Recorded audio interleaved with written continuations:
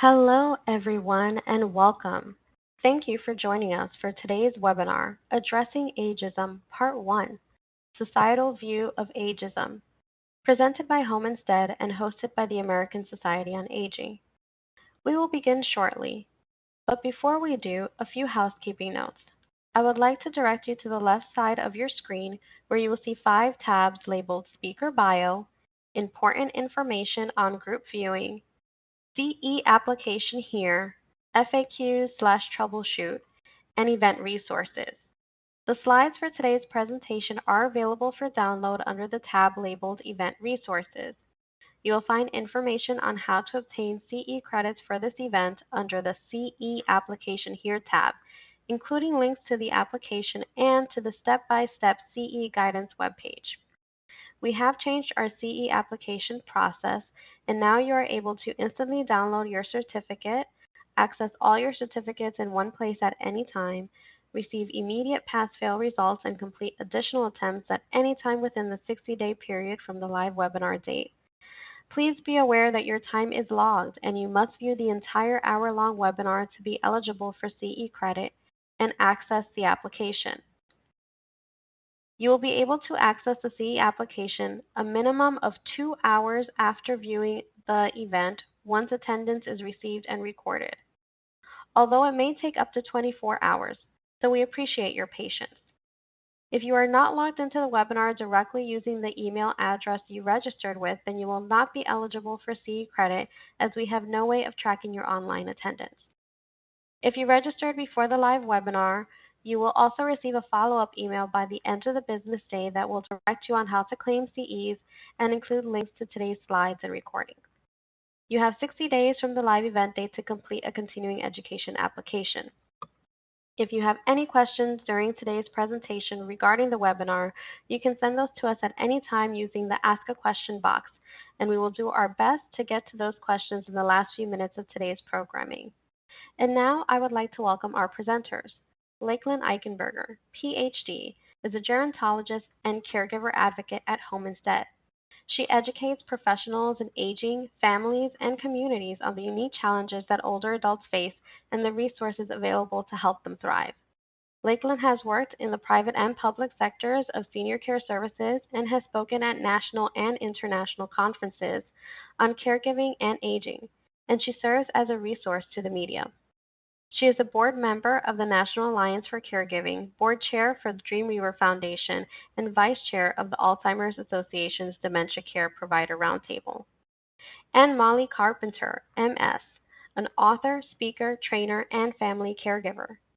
A gerontologist by training, she serves as workforce director at Home Instead, where she works with a team responsible for ensuring that the Home Instead network of 50,000 care professionals worldwide have the resources necessary to effectively provide quality care in the home and understand the importance of their work enhancing the lives of those they serve. She brings years of personal and professional senior care experience and training to families navigating aging and chronic conditions such as dementia. Her professional experience includes work in skilled nursing facilities, adult day wellness programs, and continuum of care communities. We are so excited to have you both here with us today. Thank you, Victoria. Hello, everyone. This is Lakeland. I'm kicking us off today. So excited that you've joined us for a really important topic, ageism, and this is actually a two-part series. So today, Molly and I are talking about ageism in our society, and then next month, our colleagues April and Amanda will be talking about ageism in healthcare specifically. So I hope that you enjoyed today's webinar, but also sign up for next month so you get both of this two-part series. So let's dive into ageism and society.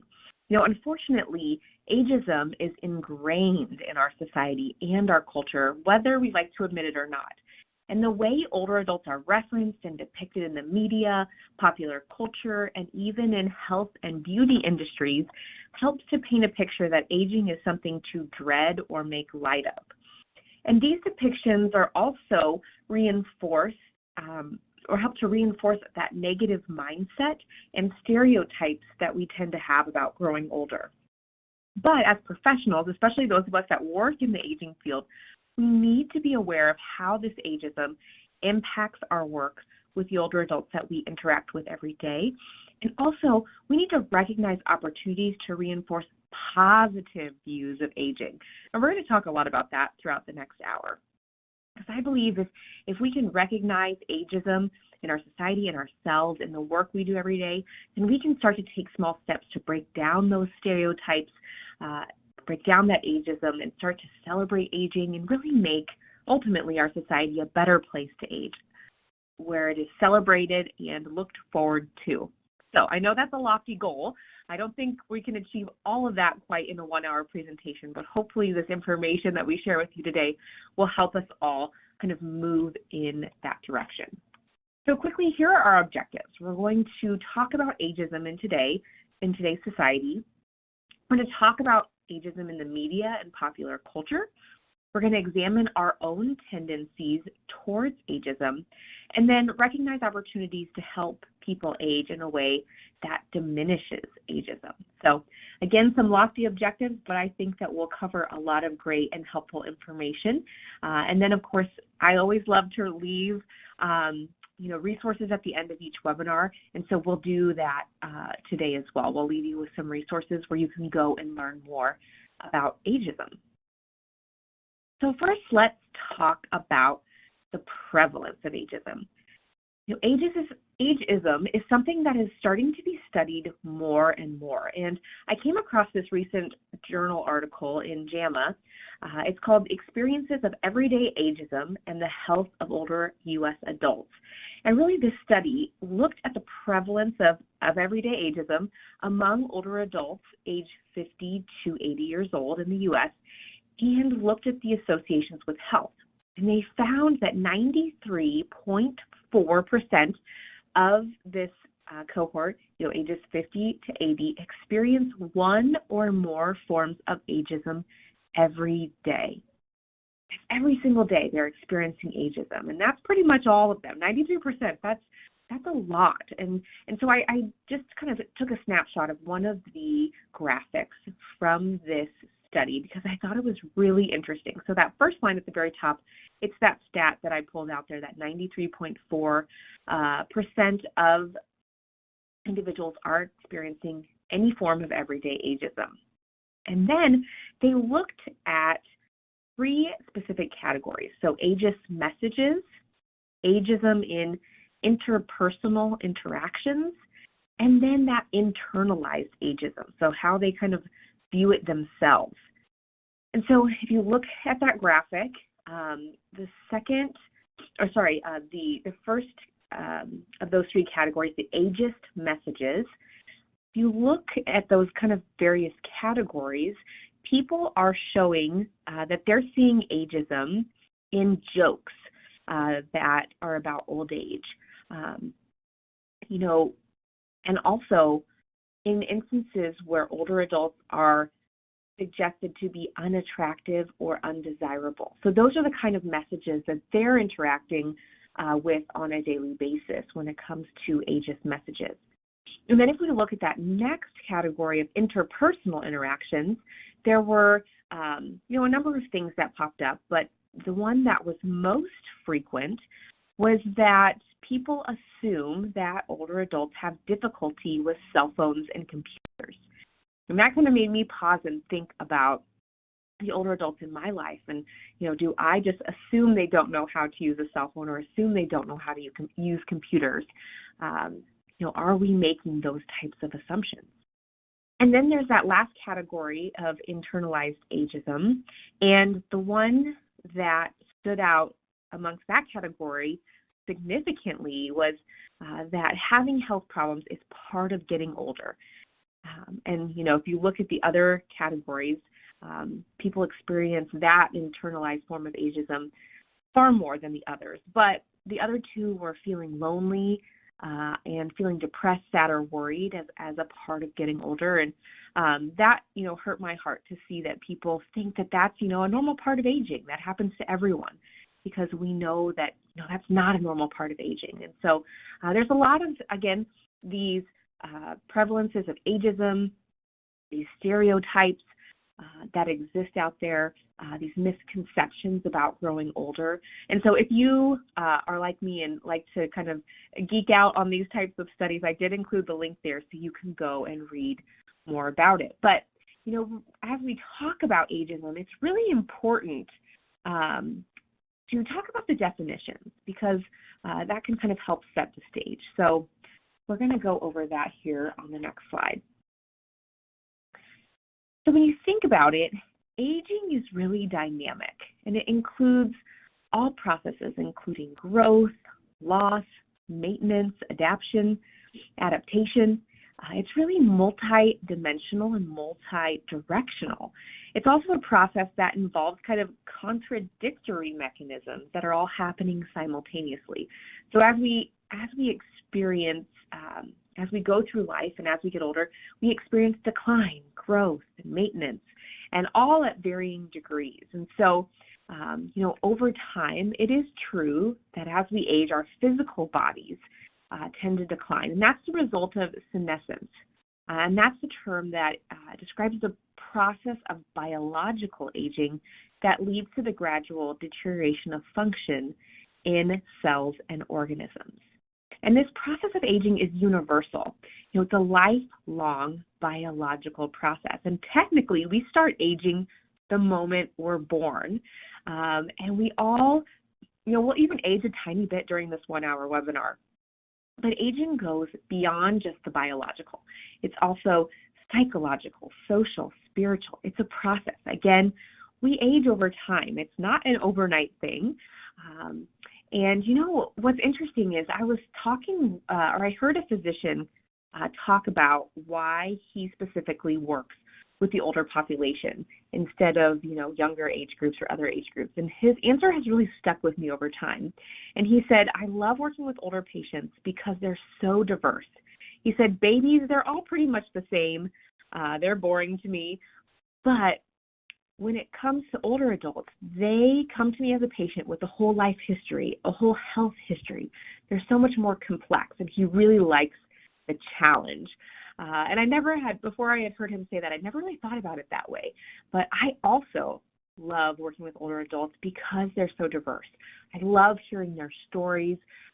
So many of them have lived through, world events. They've lived through adversity, and they just have so much wisdom. And so, again, every older adult is different. And we can't just kind of lump them all together. And we can't look at aging just from, that kind of biological standpoint. There's other ways we can kind of look at aging. We can look at the chronological age, the functional age, and the subjective age. So chronological age, that's really how many birthdays a person has had. Each one of us has had different numbers of birthdays. And so that makes up our chronological age. And I think that everyone should, personally, I think that everyone should own their age, be proud of their age. There's also functional age, and that's what a person can do and what they are doing. And when I look at my own kind of set of grandparents, they're both roughly, my grandmas are about the same age, one on each side of the family. They're mid-80s. When I think about their functional age, one of my grandmothers, she is so active.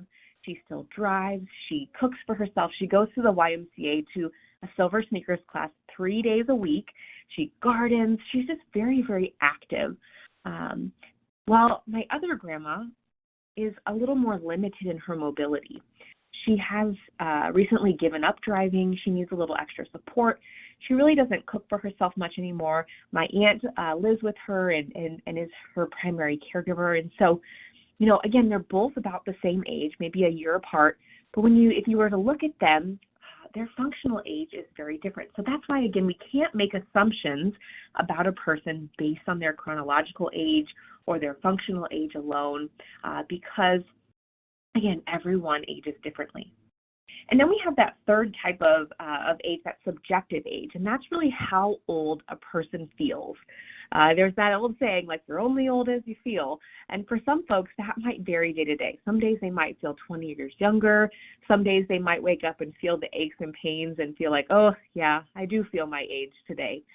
but there is that subjective component to it. So again, when we talk about ageism, I think it's important to, or aging, rather, it's important to think about aging from all of these different viewpoints. And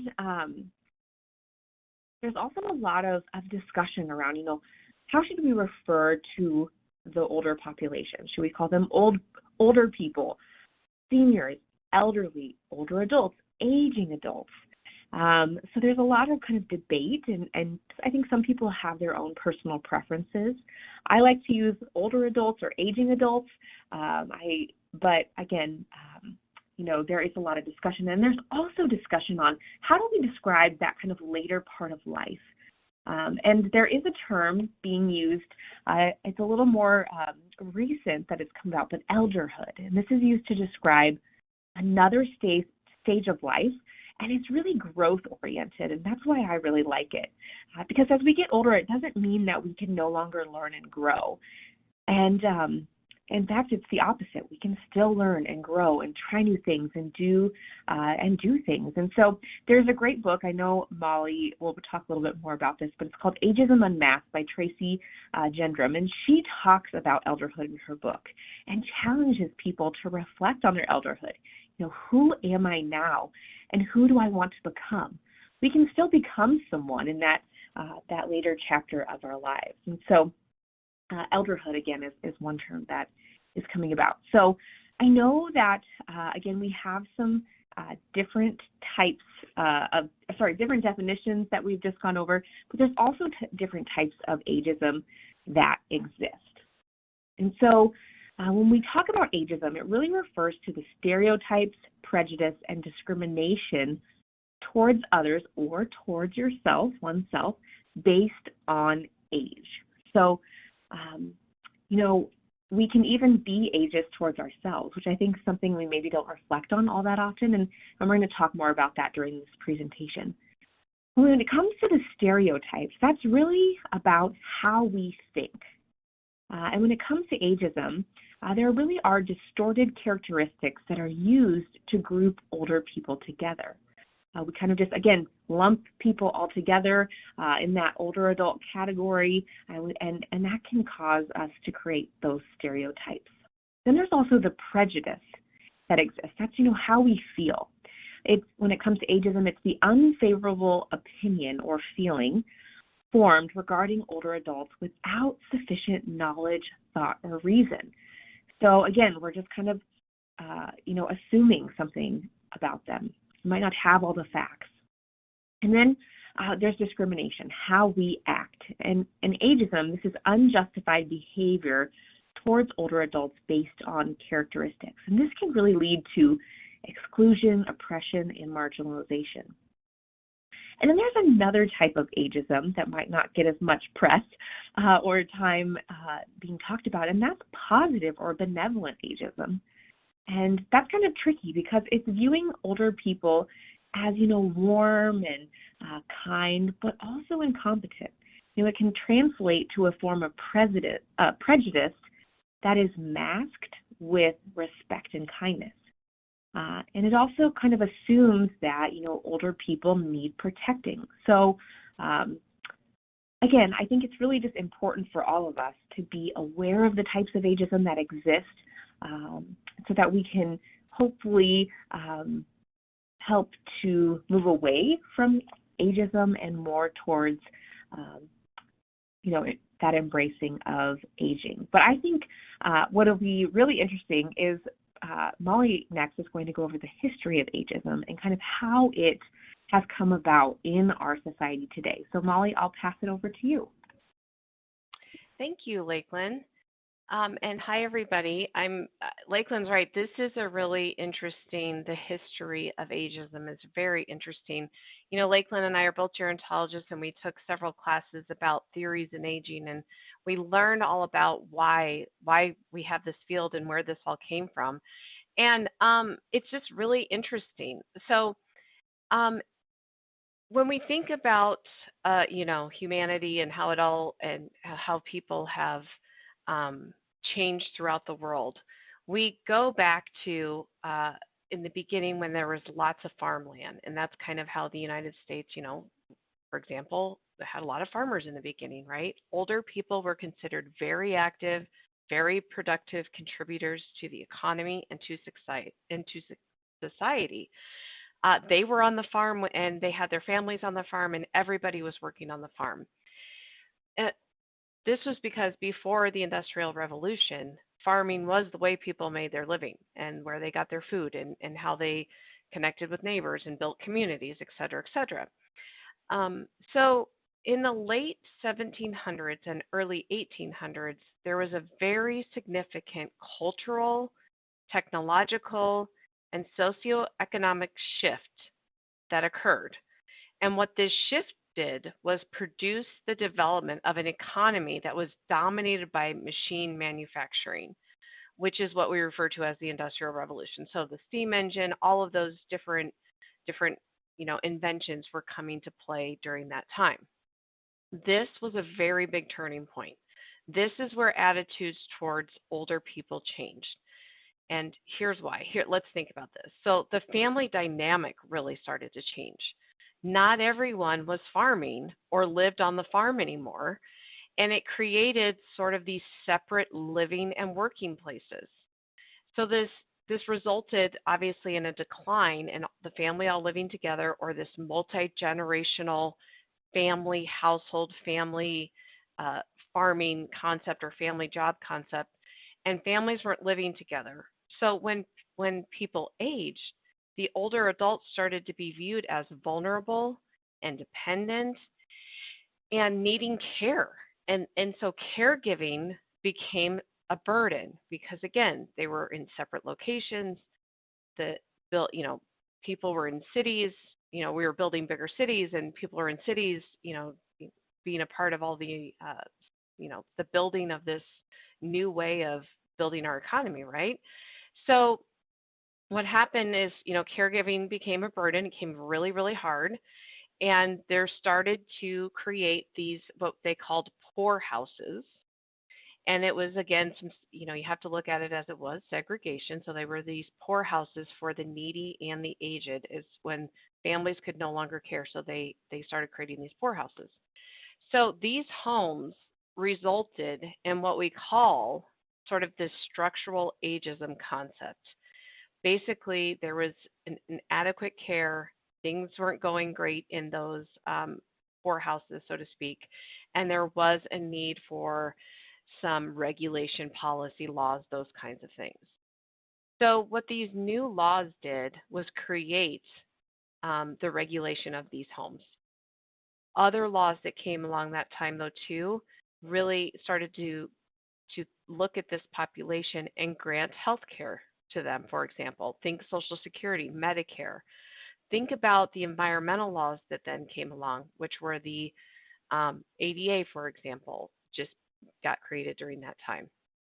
So when we think about this structural ageism that was kind of a result of this major shift, we're really have to think about it as deprioritizing these age cohorts through laws, policies, and practices. Now, I know that sounds rough, and I think it sounds rough too about deprioritizing, because in a way we think, oh, we prioritize them, we're taking care of them.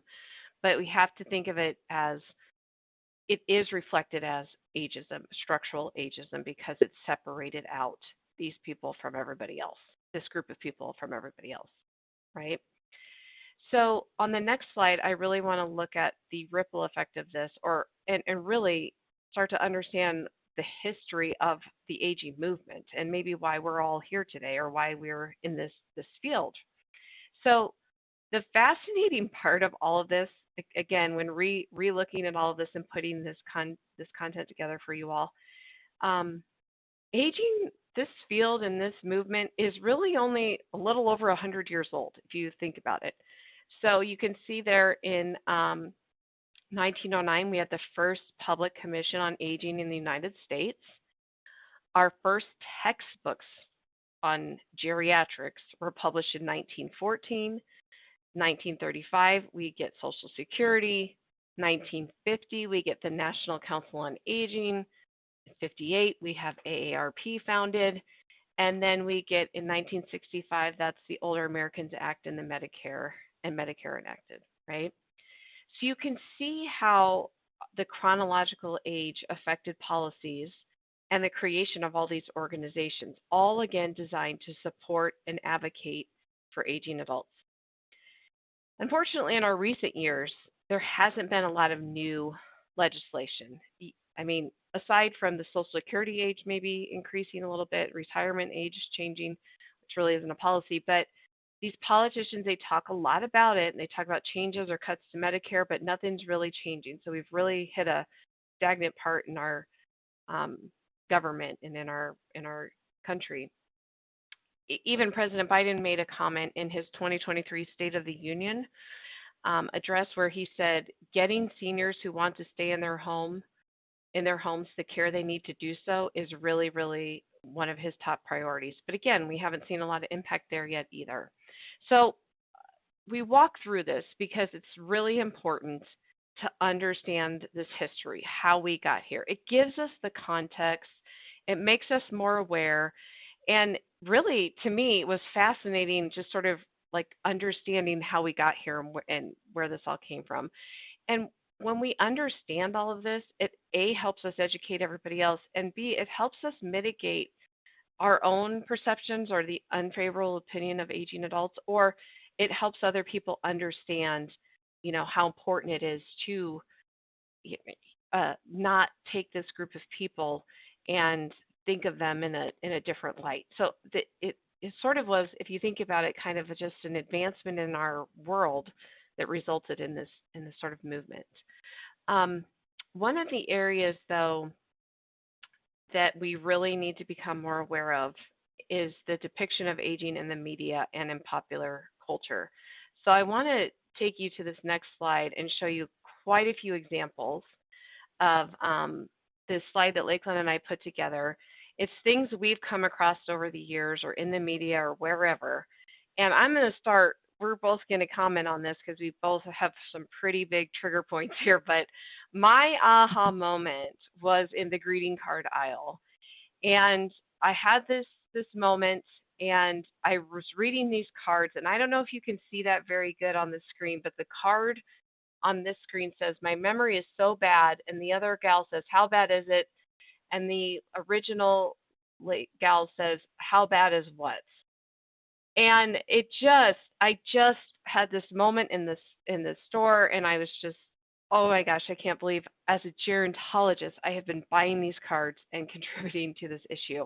So again, it's a big self-awareness thing. So I don't buy those cards anymore.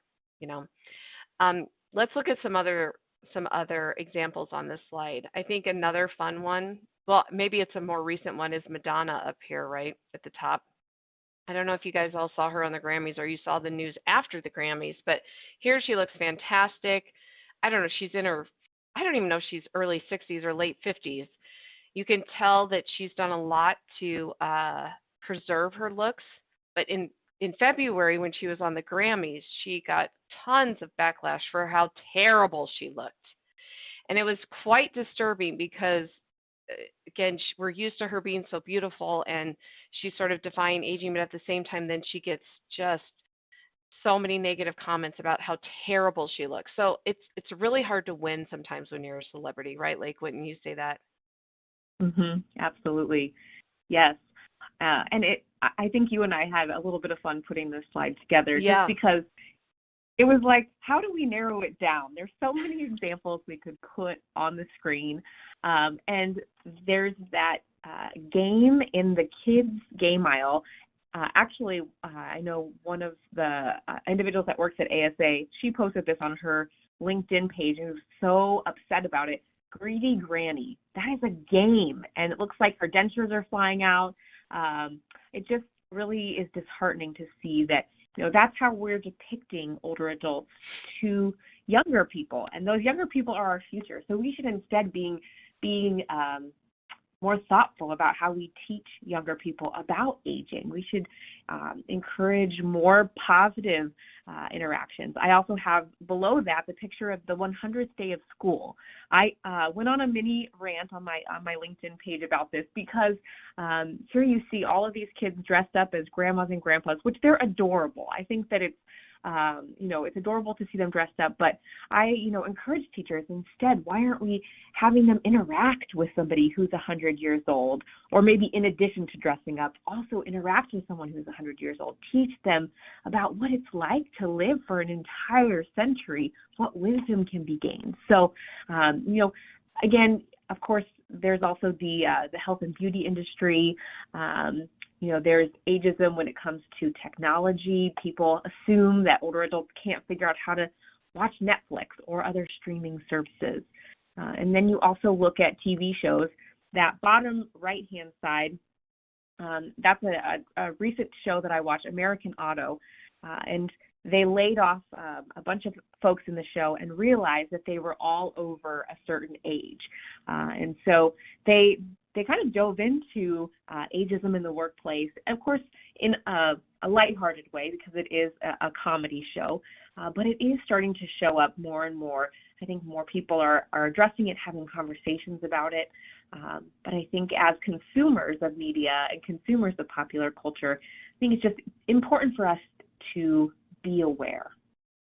Molly, anything else to add on this slide about the only other thing I would add was that is the over the hill party pack. How many of you, you've seen it in the aisles. It's all the blacks.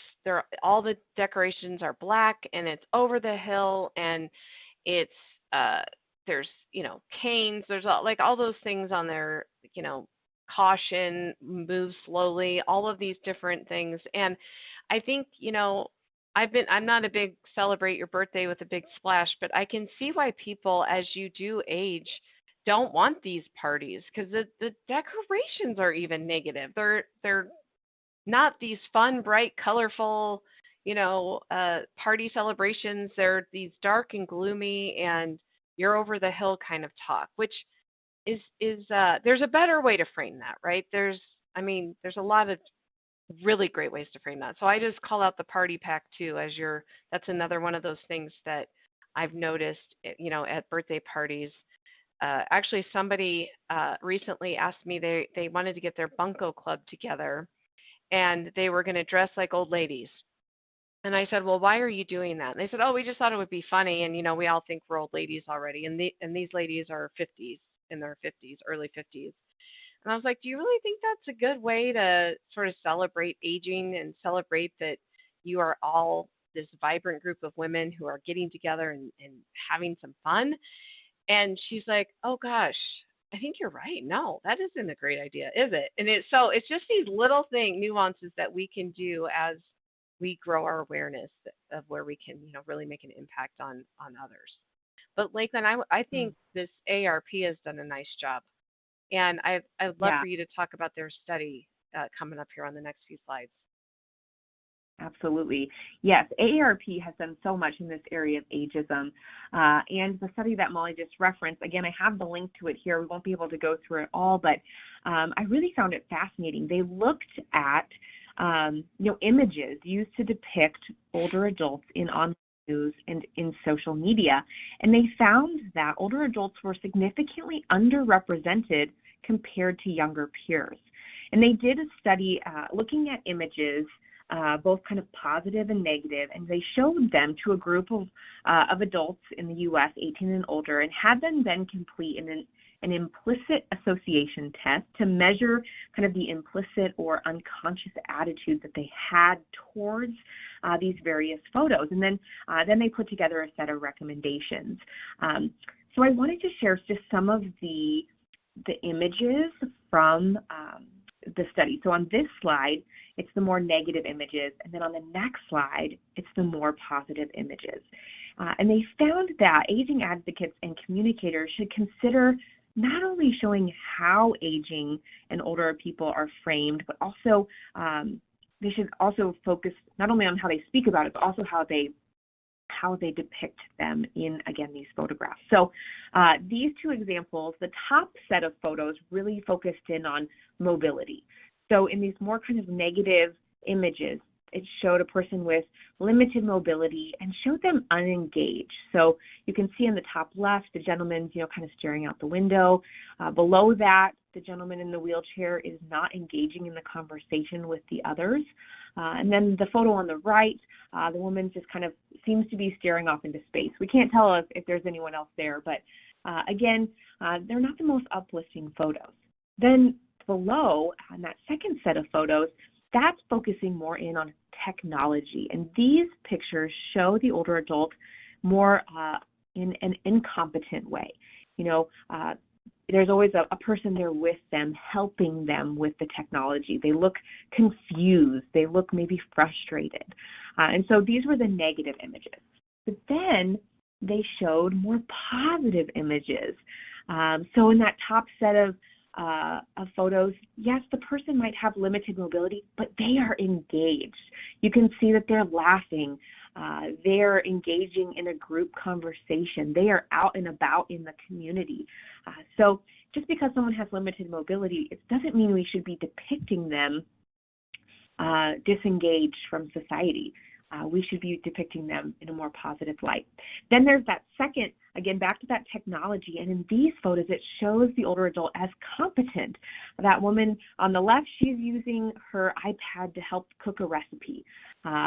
The gentleman in the top right, he's using it maybe for guitar lessons or using his iPad to pull up his music that he's playing. And then in the bottom, she's playing with what looks like a grandchild, a video game, which not many older adults are depicted to be interested in video games. So again, this study, it found that, these positive images are something that we should be incorporating more and more. So there are a set of recommendations included, select images that counter the stereotypes while also maintaining authenticity.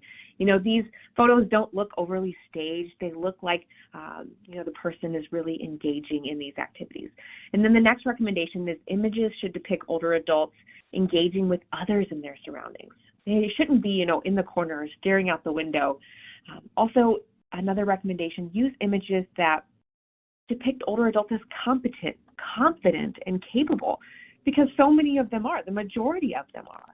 And then also, whenever appropriate, use images that reflect an upbeat mood in their subjects, as well as the aesthetic surroundings.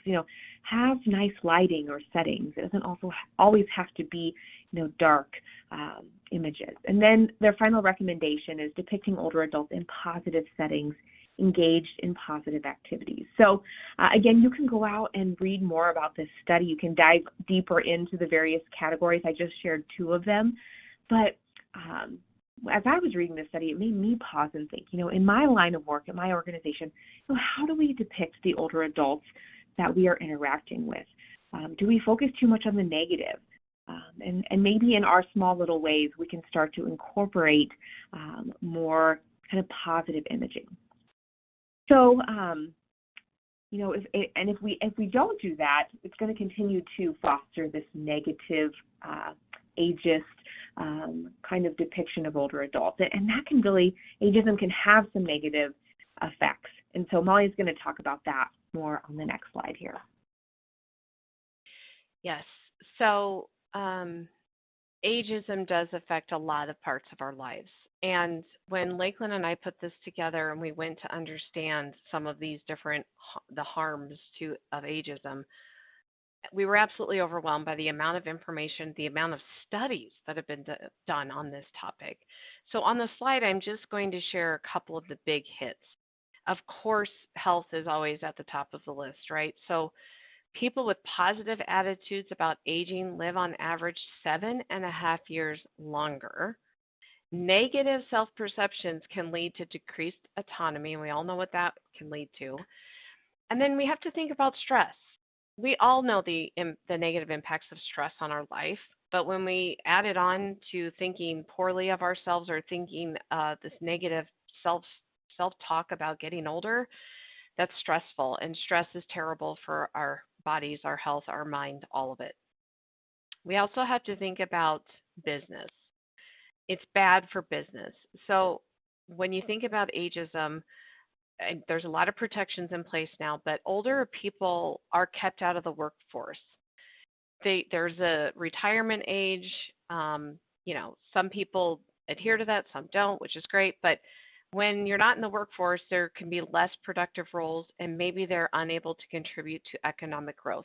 I think if we all pause and think about uh, our life, being productive or contributing to something, whatever that might be, is really a big thing that keeps us going every day, right? We also have to think about ageism when businesses aren't really focused on aging adults, or they're missing out on good clientele, very potential clientele. I think the other thing about business that we have to think a lot about is when an older person does decide to retire and leaves the business, or if we pass up somebody and we bring on somebody new because, quote, we need fresh blood or whatever it might be, we have to understand the knowledge and experience that these people have and that they've maybe worked at our organizations a long time. And we have to ask ourselves, are we learning from them? Or are we completing some sort of knowledge transfer? That there is rich, rich information that can very much help a lot of business grow, be productive, get to the next level, whatever it might be. So we really have to think about that. Also, another effect of ageism is it contributes to inequality. There's obviously some social exclusion, as Lakeland even just showed on the last slide in some of those pictures. And then part two of this seminar, for this webinar, we're really going to talk about the healthcare quality and delivery. So bottom line is ageism poses lots of limitations because it diminishes our sense of personhood when it takes away power, motivation, autonomy, and agency. But I think a really interesting concept to think about too is attitudes. So I want to look at our attitudes about ageism on the next slide. So again, this was very fascinating information that we've learned. And basically, when we think about attitudes, you're probably saying, why are we going to talk about attitudes? Well, our attitudes really represent our emotional and mental states, and it influences our thoughts and actions.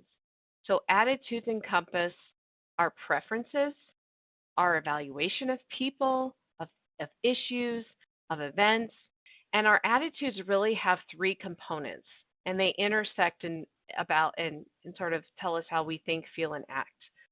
So I'm going to use this classic stereotype of older people are bad drivers. And I'm going to walk through those three components you see on the slide. So the first one's the cognitive component of your attitude. So this is the belief. So older people are bad drivers. That's one of those things that people say. Of course, we all know that's not true. Some young people are bad drivers. There's a lot of people are bad drivers. There's a lot of good drivers, though. It doesn't matter what your age is, right? But if our attitude, if our belief is that they're bad drivers, our emotional part of the attitude is we might be saying, I don't want to be in the car, or I dislike being in the car with an older driver. So that's more of like how I'm taking this thought and applying sort of this emotional aspect to it. And then, of course, the behavioral component, what we do with this attitude or how this attitude comes out in a behavior. I'm going to take the car keys away from someone. Is that old? Or call and report an older driver to whatever because they had a little bit of, a fender bender or whatever. So I think it's really important that we understand it. Our attitudes are crucial, and our attitudes about aging form our bias or our thoughts about ageism. So it's really, really important that we look at this and think about how our attitudes come into play. I want to take attitudes, though, one step further, and I want you to look at it in this way. There really are four sort of attitudes about aging or about age, and I want to talk through this, and I think this is really good self-awareness, self-learning opportunities here. So, of course, age denial. This is when we are probably fearing getting older. Maybe we're in denial about it. And when that happens, we tend to procrastinate. We're just like, oh, we're pretend that's not happening. We're gonna put it off for a while. But this is where, and think about the things we put off when we're aging, like the important documents that we need to all fill out, the healthcare screenings that we might need. But we just don't want to do it because we just don't want to face it. So that's kind of this denial sort of attitude that people may or may not have. Another one is age adaptation. So this is more about accepting aging, not being passive about it, but you're adapting with what comes along with it. This motivates somebody or may motivate somebody to plan ahead for things like home modifications.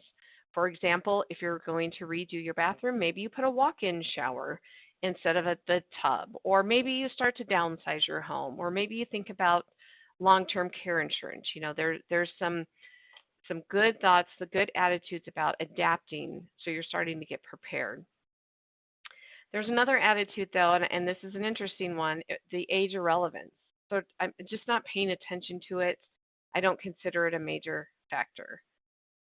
Age is just a number, as we've talked about. It's just a chronological number. And this can go either way. It can lead to sort of that denial or procrastination, or I'm not even going to think about it. It's not even a thing. But it also can be a positive thing. So we're not limiting ourselves. We're just going to keep going throughout life and living a good life and doing the things that make us happy and so on and so forth. So that one can go kind of either way. It can lead to the denial aspect, or it can lead to some really good planning and positive attitude, right? And then finally, there's this concept about age affirmation. This is really probably an ideal attitude to have, or potentially, right? All of us realizing that we are going to age. There are goals associated with milestones, and we make a plan for a future, for the future. We start to prepare ourselves for it. And hopefully we're all striving for this stage. Again, one group that continues to do this is oh wait, one second here. So sorry, I got lost in the, yes, one group that continues to do this is AARP. I know we've talked about a study they've also done, but we want to bring you some more resources that they've recently done, and I'll have Lakeland take that one. Thanks, Molly. And thank you for sharing those attitudes. And I really like that age affirmation attitude. And AARP, like you said, has been leading the way in this for quite some time. And I know ASA has also been really instrumental in this movement as well. But the CEO of AARP, Joanne Jenkins, she wrote a book called Disrupt Aging. It's a great read. We included that as one of our resources at the end. But she talks in her book about the new realities of aging. If you think about it, Molly went over the history of aging and ageism, and now we find ourselves in a new reality. People are living longer, living to be 100. I know somebody in the chat said, young people today have a 50% chance of living to be over 100. How amazing is that?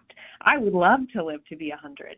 I know not everyone maybe shares that goal, but in this new reality of aging, she points out a variety of things. You can see it summed up here on the page, but she first points out that aging should be viewed really as living.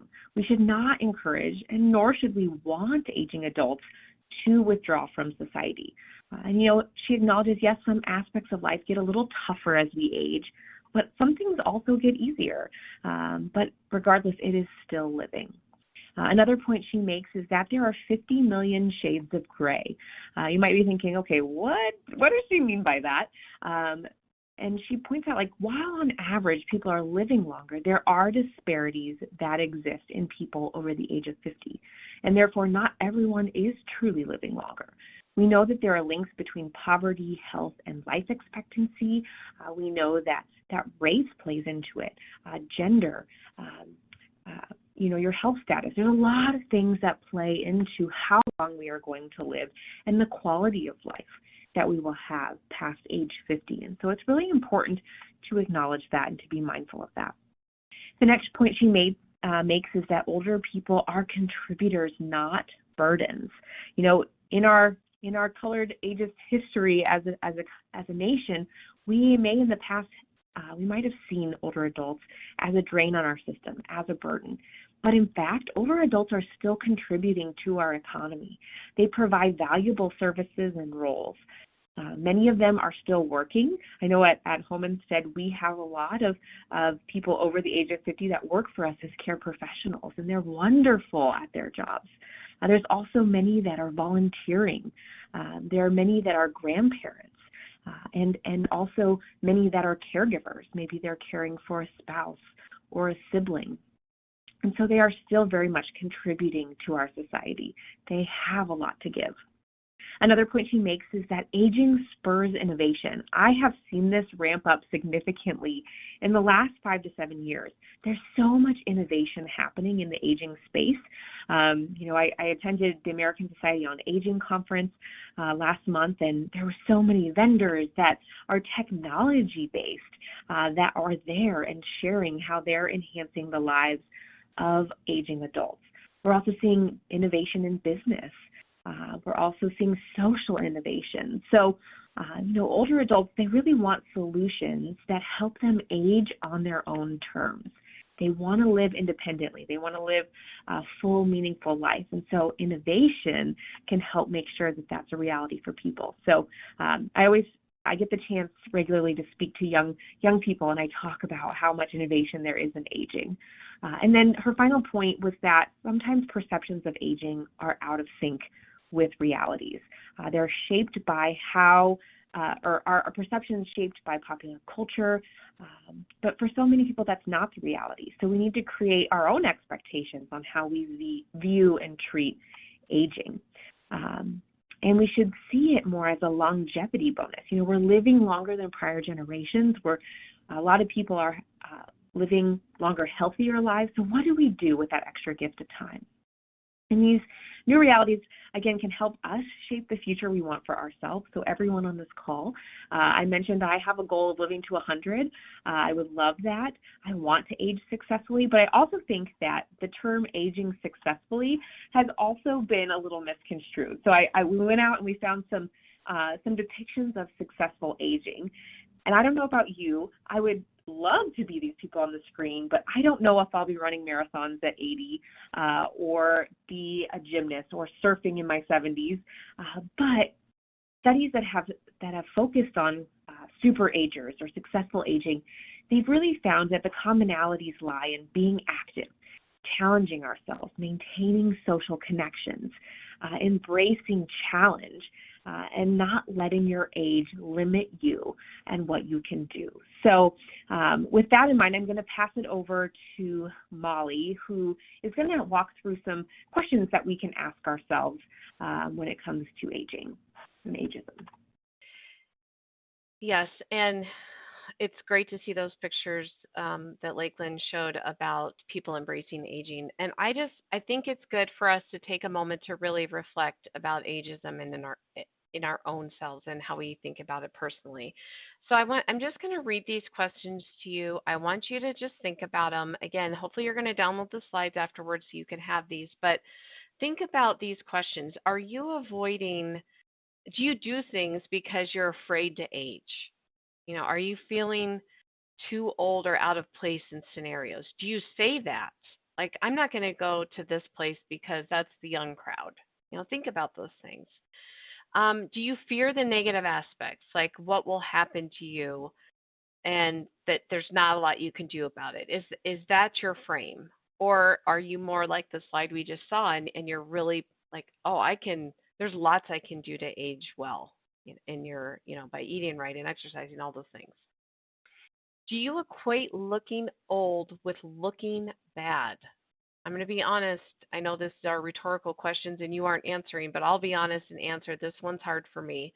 It's one I think about, and I admire these people that aren't wearing makeup anymore. And I just have quite a few wrinkles these days. And so this is a work in progress for me, but I think I don't look at it as looking bad. I think of it as I don't look like myself, but it is me. And so those are the reframing that I keep trying to tell myself as I'm applying foundation every day. Okay. Do you pretend you're younger than you are? Do you lie about your age when people ask? Do you, do things that you think make you young still and do things that you did in your younger life? That can be a sign of denial, but it also can be a sign of just you're living your purpose and that's your life too. So don't overthink that one. And then, do you associate certain chronological age milestones as over the hill? As a person about to turn 50, I've definitely had to reframe that concept. I don't even consider it over the hill at even a little bit. So that took some time to think about. I think that's slowly starting to change over these years, and I think that's a good thing that we're all embracing. How do you view your own successful aging? We are all in charge of our own journey. The number isn't. Let's just remember that one. That's kind of one of the mottos, like an aha moment again I took away from this presentation. Okay, so I just want to talk one more thing. I want on the next slide, I want you to own your own elderhood. So as joining this webinar today, you've already done the hardest part. You're doing the work. You're recognizing it. You're becoming aware of it. And when you think about why, just why are you compelled to join this movement? Has something happened? Is it, think about your why so that when you talk to people, like I have slowly, Lakeland and I have, replying on LinkedIn or posting stories or talking to our friends, what's your why? Think about your why. And then really it's really about what do you want your elderhood to look like? What does successful aging look like? Start thinking about this now. Start thinking about this no matter what age you are. Really start to understand what you want it to be. And I think one of the big takeaways is really to make a plan for that. A lot of us seem to think that aging, it's a vulnerability state, and we want to naturally protect ourselves from, thinking about death and all those different things. Again, that's a coping mechanism. So we really need to think about being in control, making a plan. Again, tons of research on even the impact of making a plan as you age. Dr. Sylvia Sorensen, I invite you all to check out some of her research about how when people have plans and they make plans about what their death looks like, what their funeral looks like, what their care looks like, they live longer, they live happier. It's in the research, which is great. Okay, we're running a little low on time, so I'm going to pass the next slide to to me. And again, I want you to sort of to look at these questions. Again, you're going to get the slide deck and you can look at these questions, take some time to really reflect on them. I'm not going to read all of these today, but I really want you to understand and think about these things as you're going in your daily life now. What terminology are you using, for example? What do you talk about mindful ageism with others? Do you understand the perceptions of ageism? So let's go to the next slide, because again, as we're running low on time, and I'll turn this one over to Lakeland, and then we'll wrap up with a couple resources. Absolutely. I know we could talk about this for hours, Molly. It's sad that we had to crunch it all into an hour, and I know I see some great questions, and I apologize in advance. We might not be able to get to all of them. But really, what it boils down to is chronological age, it's not the cause of anything. Everyone ages differently, and while chronological age can be useful, it is definitely necessary to document chronological age. I'm not saying that we should throw that notion out the window, but I think it's important for us to make sure that we're not defining aging by our chronological age. Look at all those different images up there on the screen. Everyone's aging journey looks different. And it really, to reduce it down to just chronological age or our life expectancy or mortality rates, that's really, it's not embracing the individualism that exists within all of us. And again, we could talk about this forever, but we did want to leave you with a few resources. On this next slide, the World Health Organization, they have a global campaign to end ageism. We've been talking about the U.S. a lot, but ageism does exist across the globe. Some cultures seem to revere their older members of society a little differently than we do here in the United States, but this can be a great resource to you. They have great graphics like the one you see on the screen, so be sure to visit their website. Again, you can download these slides. I've hyperlinked to that website there. Then also, we have some of the books that we've been talking about today. There's also the National Center to Reframe Aging, which has some fantastic resources. I know ASA is also doing a lot in this space. They have a partnership with Shutterstock, and they have images that really celebrate and highlight older adults. And so maybe your organization goes to the Shutterstock gallery, and maybe Victoria could help us drop the link out there to all of you for that. And also, I know I saw that ASA is doing a session next week on May 10th about how to be an anti-ageist social media influencer. So we'd encourage you to continue on your journey of learning about ageism and the small ways that you can make an impact. Maybe it's instead of buying those greeting cards, you look up Age-Friendly Vibes, which is a greeting card company that Molly and I absolutely love. Again, it's Age-Friendly Vibes. Go to their website, check it out. Maybe even that's just a small thing you can do. And then reflect on your own aging journey. How do you want to age? And how can you be kind of that positive influence, maybe amongst your family members or friends, and help people start to look at aging a little bit differently. So with that, I just want to say thank you all. I'll flip to the next slide quick. If you have any questions, feel free to reach out to Molly and myself. But we really just thank you for tuning in today, and we hope that you have a wonderful rest of the week.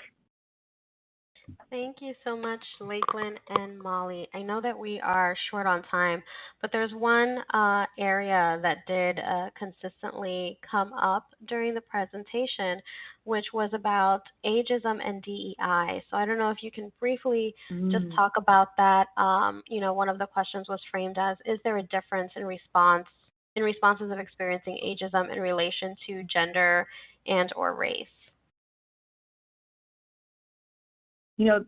That's a great question. And if I had more time to dive into some of those studies that I referenced, that Molly and I referenced, they do break it down into different age categories that are a little more narrowed by race, by gender.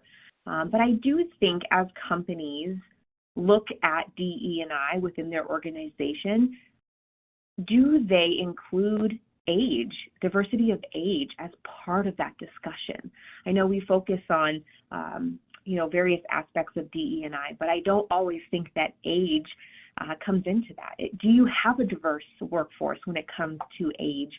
And are you embracing that? Are you helping to foster intergenerational connections?